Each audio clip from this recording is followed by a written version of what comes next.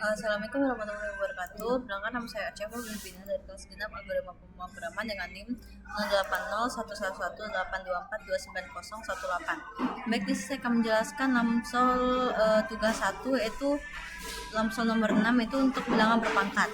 Di sini saya akan menjelaskan programnya. Di sini diawali dengan menggunakan header equal iostem agar bisa menggunakan function input output seperti cout, cin dan inline. Kemudian username space std agar kita tidak menggunakan tambahan seperti std titik-titik. Kemudian langsung masuk ke program utama itu di inmain, di mana di sini akan mulai prosesnya. Kemudian di sini kita akan memesan variabel bilangan hasil n dan i dengan tipe data integer, dan kemudian kita akan menginput nilai bilangan. Kemudian kita akan menginput nilai pangkatnya yaitu sebagai n dan nilai bilangan itu sebagai dengan dibaca dengan variabel bilangan.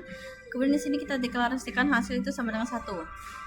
Yang dimana kemudian kita akan melakukan suatu perulangan yang dimana dengan inisiasi i sama dengan 1 atau i dimulai dari 1 dengan suatu kondisi i lebih kecil sama dengan n, yang kemudian akan melakukan proses hasil dikali sama dengan bilangan, yang kemudian akan melakukan perubahan i plus plus sehingga semua kondisi terpenuhi. Kemudian hasil dari bilangan berpangkat ini akan dikeluarkan oleh cout. Jadi hasil bilangan berpangkat ini adalah yang kemudian jika kita runningkan maka dia akan menghasilkan. Di sini contohnya kita masukkan bilangan itu 2 dan pangkat itu adalah 3. Di mana hasil dari bilangan 2 berpangkat 3 itu adalah 8. Sekian untuk flowchart dan algoritmanya. Nah, kemudian untuk deskripsi programnya kurang lebih seperti ini. Diawali dengan mulai, kemudian pesan variabel yang seperti saya jelaskan sebelumnya.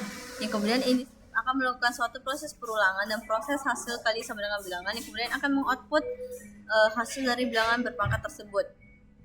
Nah, kemudian untuk flowchartnya kurang lebih seperti ini. Diawali dengan mulai, kemudian memesan variabel bilangan dan n, kemudian mendeklarasikan hasil sama dengan 1, kemudian melakukan perulangan sekaligus proses, dan kemudian hasilnya akan dioutputkan. Kemudian untuk pseudocode-nya itu sama seperti program yang saya jelaskan sebelumnya, memesan variabel, kemudian mendeklarasikan hasil itu sama dengan 1, kemudian akan melakukan perulangan sekaligus akan melakukan proses dan akan menampilkan hasil outputnya. Sekian penjelasan dari saya. Jika ada kesalahan saya mohon maaf. Saya akhiri. Wassalamualaikum warahmatullahi wabarakatuh.